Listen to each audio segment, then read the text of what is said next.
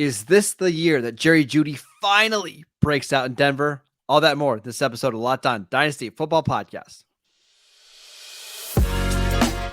You are Locked On Dynasty Football, part of the Locked On Podcast Network. Here are your hosts, Marcus Mosher and Kate Madjuk. Welcome back to the Locked On Dynasty Football Podcast, part of the Locked On Podcast Network, your team every day. We'd like to thank you for making us your first listen of the day. I am your host, Marcus Mosher. You can follow me on Twitter at Marcus_Mosher. And joining me today, as always, is Kate Madjuk. You can follow her on Twitter at Kate Madjuk. Kate, our first Twitter question of the day is from Kevin. He wants to know, how are you feeling about Denver Broncos wide receiver Jerry Jeudy heading into the season? Is he a buy or a sell? I'm going to be honest, from like the jump of this question, before doing any sort of analysis, I would have said lukewarm. But looking at the production that we saw out of Jerry Jeudy last season, I would argue maybe we saw his breakout season, and the sky is going to be the sky is the limit. Sure. I think I'm buying Jerry Jeudy after some long thought analysis here. I mean, let's go back to the draft, right? 2020 NFL draft coming out. Jerry Jeudy was widely regarded as like the best route runner, best separator in this class. Like he moves in a way that is like poetry for a wide receiver. And we knew he had that skill, but just kind of got off pretty slow. But we knew there were elite aspects to his game that made him like a first round pick. Mike Renner's NFL draft comp for Jerry Jeudy, drum roll please, Odell Beckham Jr. There was a reason he was drafted this highly. Now, obviously hasn't been as, I think, productive out of the gate as we would have liked, but definitely saw a big jump in production, despite the fact that like Denver's offense was not anything to be writing home about. 6.1 yards after the catch per reception, 2.18 yards per route run, passer rating when targeted of 111. All of those career bests for Jerry Jeudy so far. Just under 1,000 receiving yards, 6 touchdowns. Again, in an offense that wasn't overly productive. 90th percentile in yards per route run last year, 91st percentile in yards after the catch per reception. Like those are some pretty elite numbers. Now, I think it comes back to the question, do you think this offense can take a step forward in Russell Wilson's second season with Sean Payton? I do. Jerry Jeudy's a buy for me. I think ultimately I agree with you because he is still so young. We did see the numbers across the board went up. And I mean, there's a couple of other things that happened this offseason that make me feel good about him, right? Like the Broncos got a ton of trade offers. Like this is known right now that a ton of trade offers for Jerry Jeudy, including, second round picks from the Cowboys and the Ravens. They also picked up his 5th-year option, which gives you this hope that, hey, the Broncos are committed to Jerry Jeudy. However, they did trade up for Marvin Mims. So Sean Payton's first draft pick with the team is another small, speedy receiver. Tim Patrick coming back from an injury. Cortland Sutton still under contract. KJ Hamler still under contract. And we know that Sean Payton wants to run the crap out of the ball, right? Like they just want to be a very balanced team. So how valuable is a receiver that in a committee on a run-heavy team? I don't know. But I think I'm a little bit more cautious here than you because I just don't know what the ceiling is. Because I kind of wonder, like, is 1,000 yards and 6 touchdowns really what's most likely here? And if that's the case, then I'm probably not trading a lot away for Jerry Jeudy. In current ranks on DynastyLeagueFootball.com, wide receiver 27. How does that feel to you? A little high, to be honest. Really? Yeah. Can you give me some of the names behind him? We've got Calvin Ridley. I'd rather have Calvin Ridley. Really? Yeah. Okay. I think that might be probably for me a little bit more dependent on situation. If you've got like a relatively young roster, Mhm.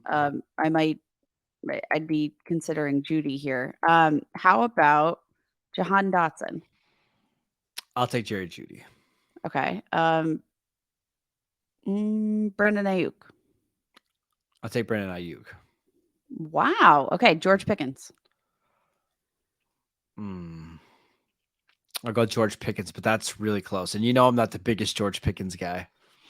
Interesting. Okay. That I I think feel like I think Judy needs to be around the like just off the top of my head, like the Deontay Johnson, Rashad Bateman, Mike Williams category of receivers. okay. See, interesting. Interesting. I just it's not that I don't doubt the player because I love Jerry Judy coming out of Alabama and I still like the He's flashes that we 24 years I old. know. It's just the situation, right? Like I think Sean Payton wants to spread the ball around, but he also wants to run the ball a lot. So is Jerry Judy going to have another season where he gets 120 targets? I mean, probably not, right? So he's going to have to do it in efficiency. And I just don't know if Russell Wilson is the quarterback anymore to help him be that efficient. So I just have some doubts about the rest of the team around Jerry Judy. I think that's fair, but I also like I think if you're investing in Jerry Jeudy, you're investing in the player, in the talent, like you're investing in that speed. At the combine, 1.48 second 10-yard split. That's 99th percentile for Yes. wide receivers.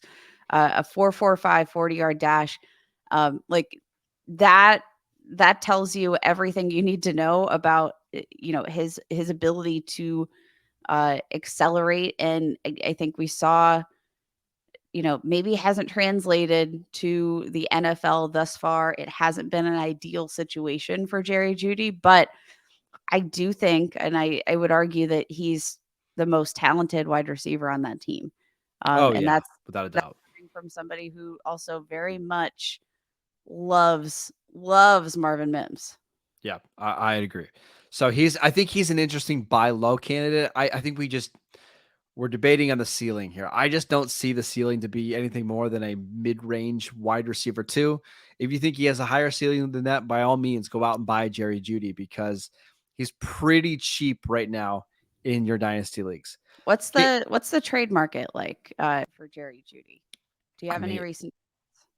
I do. Here, we'll pull it up really quickly. I've got to believe that it's not a lot. I mean, you could get Jerry Judy right now for the 112. I'll take Jerry Jeudy. Okay, Jerry Judy for Deontay Johnson, straight up. Ooh, that one's tough because I love my Deontay Johnson. I'm gonna take Deontay Johnson there just based on the fact that like this is a wide receiver that's gonna be handling 140 plus targets every year. That's the given. Jerry Judy for the 107. So that's probably Quentin Johnston, Zay Flowers, Jordan Addison range. One of those three receivers. I'll probably take the pick. I would agree. Because if I'm comparing Addison to Judy, I just think it's a lot easier for Addison to get 115 targets and an offense that I think is going to be better. I think that's fair. But Jerry Jeudy, again, you're banking on, I think the prospect, not necessarily the situation, Yep. etc. But we still know that the price has almost never been lower for Jerry Right. Jeudy in terms of his dynasty startup value. I think maybe the ceiling's in question, but if this 1,000 yards, 6 touchdown season becomes his floor, I'll be pretty happy with that. All right, Kate, let's move on to our next question. We're talking about Dameon Pierce and whether or not he's been underrated this offseason. Next. This episode is brought to you by Built Bar. Are you looking for a delicious snack but don't want all the sugar and the calories? Then you need to try the best tasting protein bar ever. It's Built. You've got to try it. Come on, guys. It's absolutely unbelievable. If you're like me, you're trying to make healthier choices as we get into summer, but you don't want to compromise on the taste. We've got just the thing for you. It's Built Bars and Built Puffs. Built Bars are healthy and they taste amazing. Seriously, they taste so good for you that you're not even going to know. Or they taste so great that you're not even going to know that they're good for you. You've got to try it. What makes Built Bars so good? Well, for starters, they're covered in 100% real dark chocolate That's right, real chocolate. And they come in so many unbelievably great flavors like churro, peanut butter brownie, and cookies and cream. Not sure how Built does it because they're only 130 calories, only 4 grams of sugar, but a whopping 17 grams of protein. And now you don't even have to wait to get a bar. Before, we were telling you to go to built.com and order your boxes over there, which you can still do, of course. But now you can run into your local Walmart and pick up a 4-bar box of the cookies and cream, the double chocolate, or the coconut puff. Or if you happen to live near a Sam's Club, like I do, you can run in and grab a 13-bar box with some of the hit flavors, including brownie batter puff and churro puff, and you can thank us later. We want to thank you for making Locked On Dynasty your first listen of the day. Every dayers. On Monday's show, we're going to talk about the Atlanta Falcons and some of their buys, sells, and holds. Spoiler, we like this Falcons team quite a bit from a Dynasty perspective, so make sure you tune in for that. Okay, let's into another question from Kevin. He wants to know, I'm not seeing much love from Dameon Pierce despite Houston not drafting a running back. Am I missing something? You are not missing anything. It is the Dynasty community that continues to sleep on my man Dameon Pierce. I like just period. I don't understand the lack of interest in Dameon Pierce on the worst team in the NFL. Dameon Pierce, as a rookie, posted nearly 1,000 rushing yards in 13 games, scored 4 touchdowns, wasn't necessarily overly efficient, averages 4.3 yards per attempt, but like the elusiveness that he offered you, it was elite. Like the missed forced tackle rate, despite playing just 13 games, ranked 5th among all running backs in missed forced tackles. Like not a speedster, but just one of the most tough runners, I think, in the NFL right now. Mm-hmm. And now we see an offense I think is going to be much improved. We'll see John Mechie hopefully back on the field after missing his rookie season, battling leukemia. Like CJ Stroud, Tank Dell. Like I think this is generally an underrated offense. We already know the competition's not there. Like this is going to be the Dameon Pierce show. So yeah, I don't think we're missing anything. I think he's an elite running back. I think that if anything, it feels like maybe the hesitancy just comes, generally speaking, from like an overall lack of draft capital. But like let's remember, like Dameon Pierce, he was an elite running back coming out. Like everything that he did at Florida when he was given touches was productive. He was efficient, and he looked like that same guy that like it translated to the field.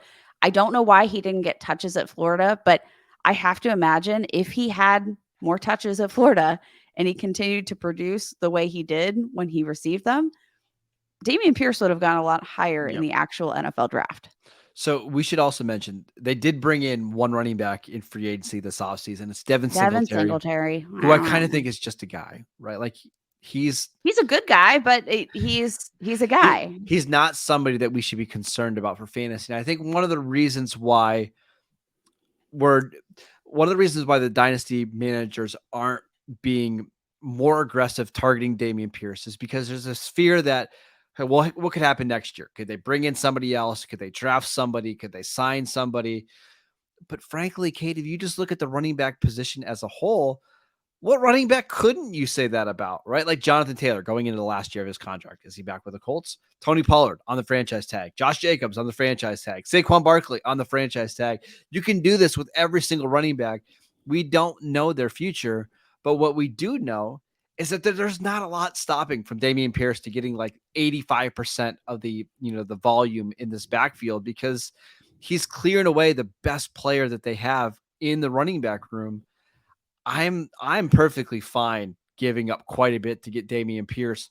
The good news is I think you can get a potential RB1 without having to pay that price, because if you look on Dynasty League football right now and you look at some of the recent trades, people are stealing Dameon Pierce. I'll give you some of those. Dameon Pierce for Hollywood Brown, straight up.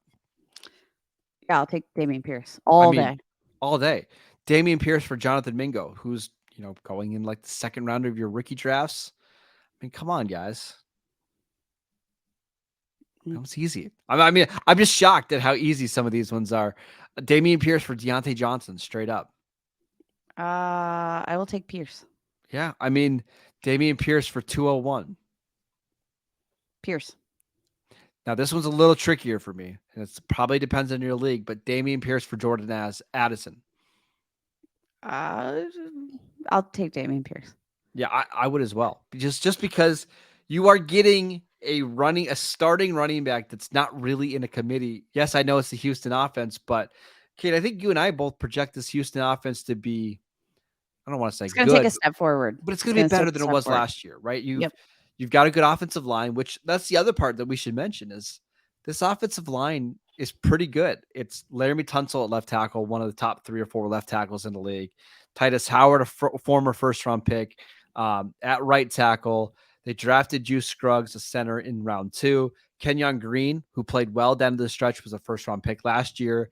And then they traded for Shaq Mason, before free agency, who is one of the best run-blocking guards in all of the NFL. So, yes, the offense itself is not fantastic, but this is a good offensive line where Dameon Pierce should continue to be highly efficient. And, oh, yeah, by the way, CJ Stroud is not much of a runner. What he does is he likes to get rid of the ball quickly. I wouldn't be surprised if Dameon Pierce gets even more volume in the passing game this year. This is a pro Dameon Pierce podcast. Yes, we are very much a fan of Dameon Pierce. So, Kevin, just to answer your question again, you're not missing anything. Go out and trade for Dameon Pierce right now because he is a steal. And I think, Kate, you and I, every week when we're doing our rankings, we're going to rank Dameon Pierce like on a weekly basis as a top 12, running back for that week. Go out and get him right now while he's still cheap. All right, we've got one more question from Gil talking about a couple young running backs. We'll get to that one next. Kate, we have 2 running backs coming off ACL injuries, Breece Hall and Javonte Williams. And Gil wants to know, generally speaking, ACL injuries are a 2-year injury before they come back to full strength. Having said that, who do you see having a better year, Breece Hall or Javonte Williams? I'm going to go with Breece Hall here, and this is not, I'm not your resident injury expert here, but generally speaking, the news that we've gotten about Javonte Williams is that it was a very complicated and messy torn ACL. Yeah. I think if I'm translating the reports correctly, Breece Hall had just a much more straightforward torn ACL, which simplifies the rehab process. It's a more straightforward, linear, rehab. Generally speaking, obviously every single player is going to have a different rehab process, and they might progress at different rates. But I'm just going to roll with Breece Hall, knowing that his injury was a little bit less messy, a little bit less complicated. And hopefully that both of them have very speedy recoveries, because I want to see both of them back on the field as soon as possible. I also just think Breece Hall's a better player, right? And I think he's going to be on a better offense this year. The Jets obviously improved at quarterback. The offensive line's still really good. And when we saw Breece Hall play last, we were ranking him as like a top 3 dynasty running back, right? That's how exciting he was early in the year last year. Now, I think the Jets are going to be smart here. They're not going to overwork him in September, maybe even October. I think you'll see him on the field for game 1, but it might be like 10 touches a game, right? And as the season goes along, as he gets healthier from that injury, that's when he'll bump up the workload. But we even saw last year, Kate, he can be highly effective on 10 to 12 touches, and he can be somebody that you have to start every single week. As for Javonte Williams, I mean, they brought in Samaje Perine. They've got some other running backs there that I kind of like. And again, I just don't know what to think of that Broncos offense under Sean Payton. I would just much rather gamble on Breece Hall here. Yeah, I think more straightforward injury, more straightforward projection, I think, just based on the current situation in that offense. I think Brees Hall too. Like even maybe if we don't get the most efficient season from him out of the gate, we know Aaron Rodgers is willing to throw the ball to his running backs. We know Brees Hall, I think, is one of the more capable receivers here. Yes. I think he definitely projects for the better season, but man, I do hope we see Javonte Williams back at full force soon because we talk about tough runners and Damian Pierce. Javonte Williams has just as much to that game. Just to kind of tell you where dynasty managers are at right now with Brees Hall, he's still being ranked as the RB2 in dynasty leagues right now, just behind Bijan Robinson, ahead of Jonathan Taylor, Christian McCaffrey. As his Javonte Williams has really seen his value, shrink. He was a top 5 running back at this time last year. Now he's down to RB15, just below guys like Tony Pollard, Ramondre Stevenson, Najee Harris. It's clear that dynasty managers believe that Hall is going to be better right away. He's going to be able to come back from this injury. Do you agree with the gap being that big, though? No. Again, you look at situationally, there's lots of questions. I think the gap probably stems from what's going on in Denver and situation, not so much from the injury. But again, you mentioned Peyton is going to want to run the crap out of the ball. And I do think when fully healthy, Javonte Williams is going to be leading that backfield by a decent margin. So when healthy, no, the gap should not be that big. When is he going to be healthy? Is it going to be in November? Is it going to be next March? That's the question I have when you have these guys that have this major of a knee injury. I look at somebody like, obviously, I'm close to the Cowboys. I saw Michael Gallup, who had just a torn ACL and MCL. I mean, I not just a torn ACL and MCL, but that's not quite as severe of what Javonte Williams had. He didn't look right all year long. I think by January, he started to look like himself. That's a full year. And, when you're a running back, you've got to plant and cut even more. You've got to take on contact every single play. I'm nervous that we're just not going to see a fantasy relevant player in Javonte Williams at any point this season. Oh, it's a tough pill to swallow, Marcus. I know. It's frustrating because we know how talented Javonte Williams is. Yeah. And if he was healthy, we would be talking about him as one of the top 5 or 6 most valuable dynasty assets right now, but he's not. And the situation is just so cloudy. I think we'll have a better idea as to what to expect from Javonte as we get further into the summer, as we start to get some updates from OTAs and mini camps, and we start to get into training camps. But I think right now there's no way you can go out and buy Javonte Williams. There's no reason to do that. Yeah, that's a tough pill to swallow. I know, it's tough. All right, that is it for today's show. We want to thank you for making Locked On Dynasty your first listen every day. Again, every dayers on Monday's show. Kate and I are going to be talking about those Atlanta Falcons that we just love so much. Lots of Bijan Robinson, Drake London, Kyle Pitts talk. Make sure you tune in for that. You can follow Kate on Twitter at Kate Maggiuk. I'm at Marcus _Mosier. And we'll see you guys next time.